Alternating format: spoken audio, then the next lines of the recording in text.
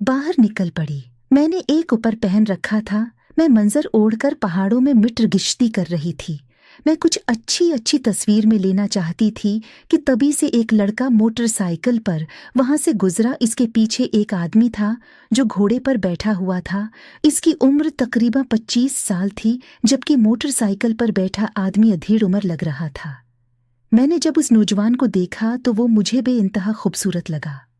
इसका घोड़ा सफेद रंग का था, जबकि उसने काले रंग के कपड़े पहन रखे थे। मैंने इसी वक्त एक लम्हा भी इंतजार न किया और कैमरा सामने करके उसकी तस्वीर खींच ली।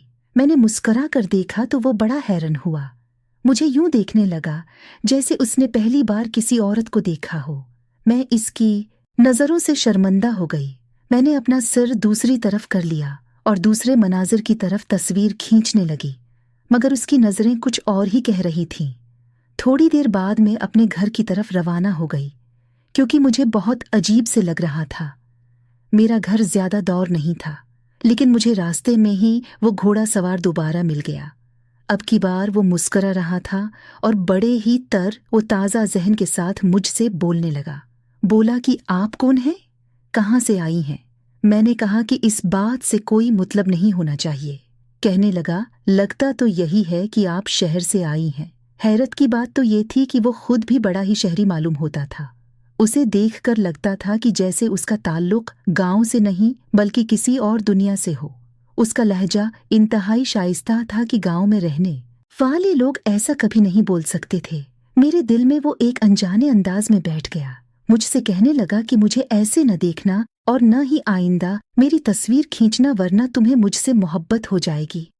मैंने कहा, ऐसी कोई बात नहीं। मैं मुस्कुरा कर आगे बढ़ गई, पर न जाने क्यों वो मेरे दिल में उतर चुका था। मैं घर वापस आ गई और अपनी फूफू से बातचीत करने लगी।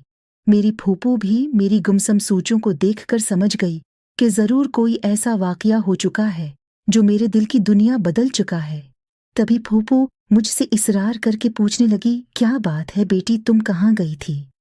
फूफू से मेरी इतनी दोस्ती तो थी नहीं कि मैं उनको अपने दिल के सारे तासरात और तजर्बात के बारे में बता दूं। वैसे में ये भी मैं नहीं जानती थी कि वो ये सुनकर किस कस्म के ली। फूफू मुझसे पूछती रह गई, पर मैंने जवाब नहीं दिया। 2-3 दिन में घर में ही कैद रही। मैं बाहर नहीं जाना चाहती थी, शायद इसलिए कि मैं उसको अपनी कमी महसूस करवाना चाहती थी कि वो मुझ तक वापस लौट कर आए और मेरा पता ढूंढे। उसे भी तो मालूम हो कि मैं कोई आम लड़की नहीं हूँ, इसको आसानी से नहीं मिल जाऊंगी।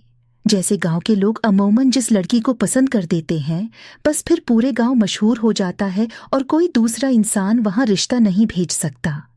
पर मैं ऐसी वैसी नहीं थी जो उसको एक बार रिश्ता मांगने से मिल जाओ। फिर मैंने सोचा हो सकता है वो मुझे ढूंढते ढूंढते थक जाए।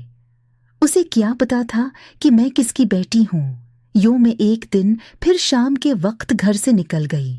मैं उसी जगह जाकर तस्वीर बनाने लगी, लेकिन अचानक कैसी ने मुझे पकड़ लिया। प्यार दोस्तों, अगर आप मज़ीद ये कहानी सुनना चाहते हो तो मेरे चैनल को सब्सक्राइब कर दें ताकि आपको मज़ीद कहानी सुनने को मिल सके।